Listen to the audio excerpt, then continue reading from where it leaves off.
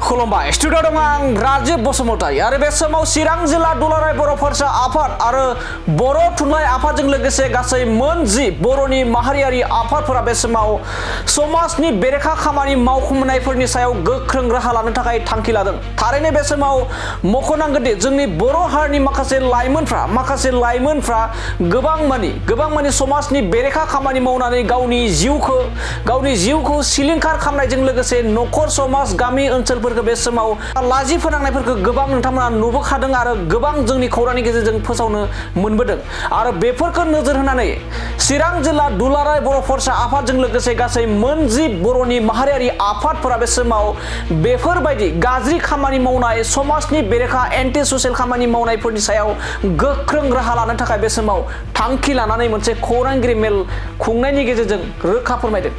बिथांमोना दाबि खालामनाय बायदिब्ला ओनसोलाव गोबां मानि जोंनि लाइमोनफ्रा समाजनि बेरेखाखौ मावहैदों, जेरै इउनिसेक्स सेलुन, बिउटी पार्लार, हटेल धाबा खुलिनानै समाज बेरेखा मावग्राफोरनि सायाव एबा मावहैबाय थादों।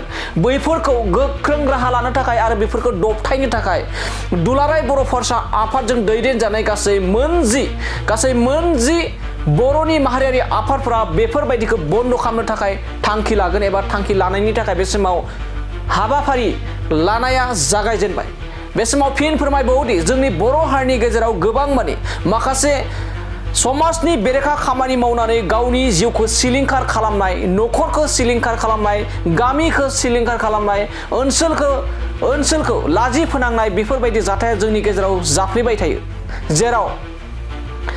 जेराव आथिखालाव लांखारलायनायनिबो गुबुन बिथिंजों लोगोसे गोबां जेरै ड्राग्स, जौ जुवा लोंनाय, जौ जुवा गेलेनाय बायदिफोराव गोबां लोब्बा थानाय माखासे सोद्रोमाफोरनि सायाव आरो माखासे इउनिसेक्स सेलुन, बिउटी पार्लार, हटेल धाबा खुलिनानै बेफोराव माखासे समाजनि बेरेखा खामानि मावनाया सोराङाव फैबाय थायो, ससियेल मिडियायाव बेरखांबाय थायो।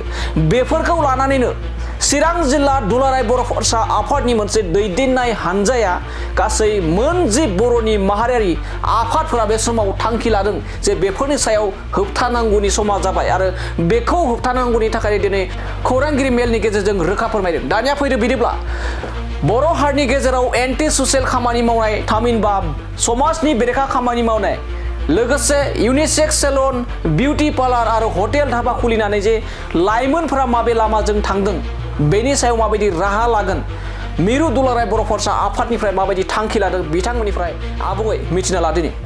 गिबियावनो खुलुमबाय।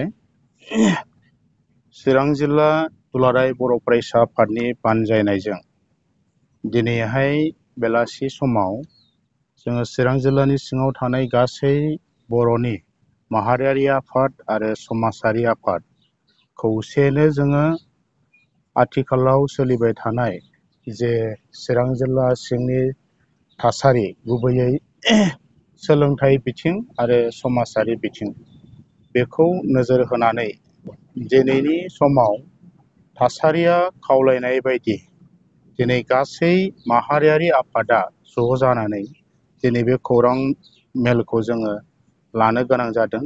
आरो दिनैनि बे खौरां मेलाव बाहागो लानो हानाय गासैबो जोंनि बर'नि खौरां बिजों पर्टेल मिडियानि मावथि नोंथांमोननिसिम साबायखर बावदों गिबियावनो। आरो जों बाहाय माहारियारि आफाद हिसाबै गासै जोङो 10थासो आफादा जों ज' जानो हादों।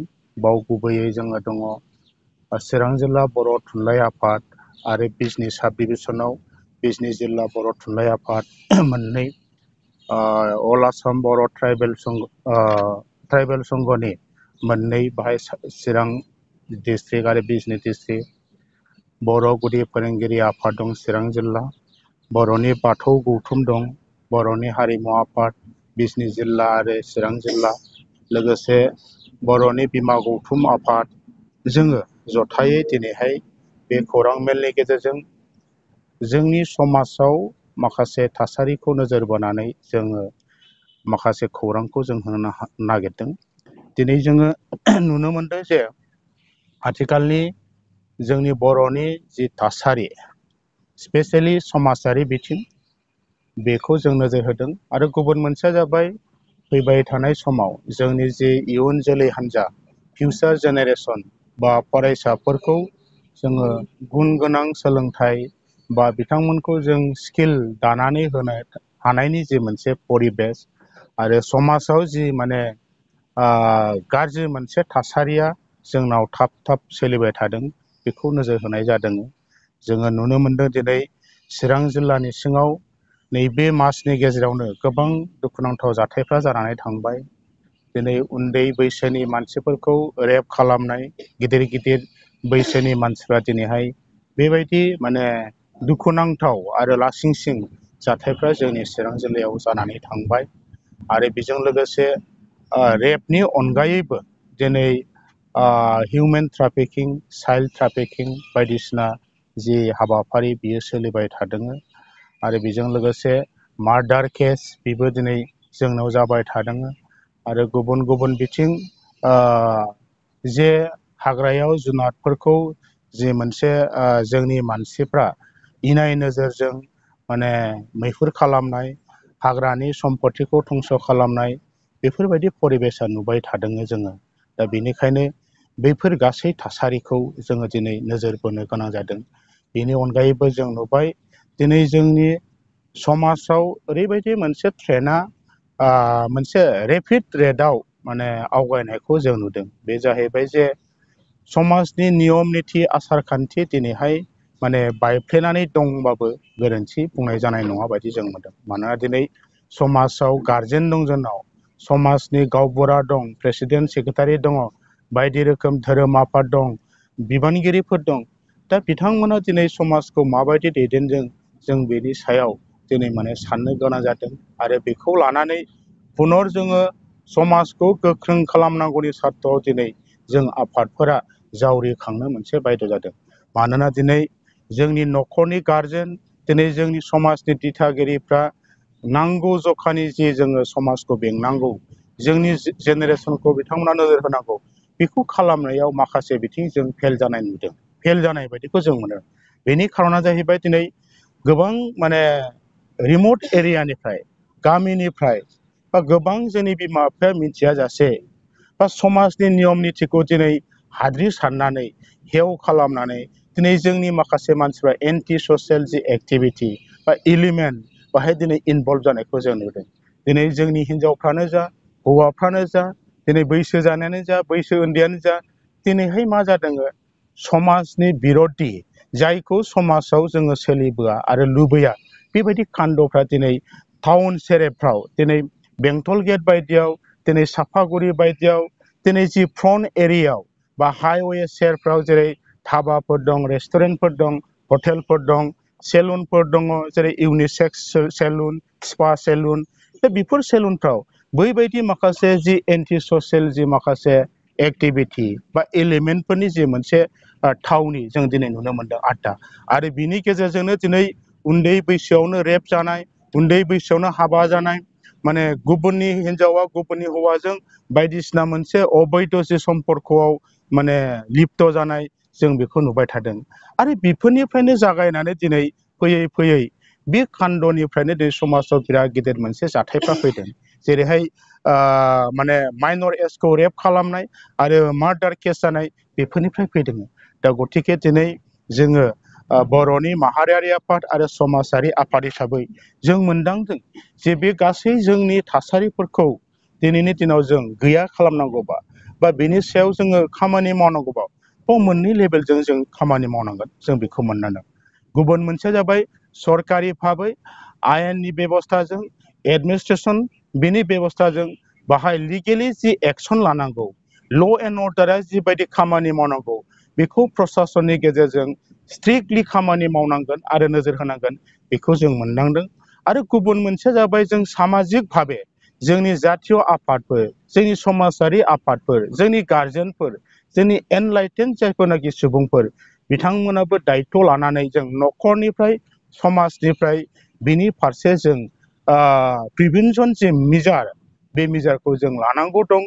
नङाब्ला फैबाय थानाय समाव 10 बोसोर 5 बोसोरनि उनाव बेबायदि जाथायनि सायाव जुदि जों नोजोर बोआबा हयथ' दुखुनांथाव जाहैगोन। बर' जाथिनि इयुननि बाथ्रा, बर' जाथियाव जोङो सुबुं सम्पद जोनोम होनायनि बाथ्रा, दानायनि बाथ्रा, सोलोंथाइनि बाथ्रा, बेफोर फारसे गासैबो सिमांनि बाथ्रा जाहैगोन।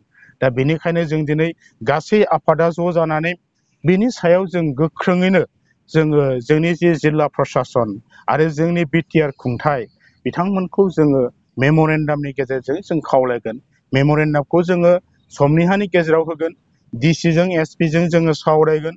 सावरायलायनानै मोनसे बयनिबो इनिसियेटिभनि गेजेरजों, बयनिबो मोनसे सांग्रांथिनि गेजेरजों बेफोर थासारिखौ दिनैनो 100% नङाब्लाबो जोङो बेखौ कन्ट्रल खालामनो हानाय बेनि जे माखासे बेबस्था, आयेनगत बेबस्था, समाजारि बेबस्था, बेखौ मावलांनायनि जों पर्यालोचना खालामगोन आरो जों डिस्ट्रिक्टखौ जों खावलायगोन। निस्सय बे जोंनि थांखि।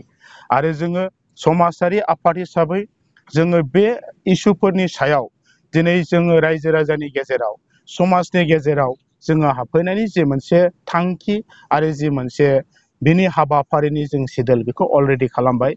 जोङो चिरां जिल्लानि सिङाव गासै 36 जोंनाव इउनिट एबसु दङ आरो बे 36टा इउनिट एबसु अफिसाव मोनसे इउनिटनि आन्दाराव गैयाब्लाबो 20टा, बबेबा 50टा, बबेबा 80टा बेबायदि मोनसे गामि दं। बै गामिनि मुरब्बिफोर, जोङो गुबैयै प्रेसिडेन्ट, सेक्रेटारि, गावबुरा, आइजो आफाद, सेल्फ हेल्प ग्रुपनि दैदेनगिरि, क्लाबनि दैदेनगिरि, धोरोमनि आफादनि दैदेनगिरि बिथांमोन, बायदिसिना जोंनि सेंग्रा सिख्ला लाइमोन बिथांमोनखौ लानानै जोङो बे गासै थासारिनि सायाव जों बिथांमोनखौ सांग्रांथि होगोन। आरो जोंनि जि होबथानायनि जि बेबस्था, बेनिफ्राय जों रैखाथि मोननांगौनि जि राहा लामा, बेखौ जों समाज नाङैनो बिमा बिफानिफ्राय, न'खरनिफ्राय जागायनानै बयबो गोख्रोङै खामानि मावगोन। बेखौ जों नोजोर बोनानै गाबोन जोङो बे हाबाफारिखौ सान्तिपुर आरो दागगिरि बे मोननै जायगानिफ्राय जों जुथायै ज' बाहागो लानानै जों रायजो राजाफोरजों सावरायहैगोन। आरो रायजो राजाखौ जों खावलायगोन जे थांनाय समाव जों नुदोंमोन बर' समाजनि जि जोंनि पान्डुलिपि, जोंनि समाजारि बेबस्था, बेयो जोबोद गोख्रोंमोन। जों बयबो मिथिगौ समाजाव माबा मोनसे सिखाव जादों, माबा मोनसे अपराध जादों, माबा मोनसे दाय दन्द जादों, बिनि बिसार, बिनि जि माने बेबस्थाया गामिनि दैदेनगिरिफ्रानो मोजां मोनसे सिन्थाधारानि गेजेरजों बयजोंबो गनायजानाय जि मोनसे बिसार, जि मोनसे बिजिरनाया जायोमोन।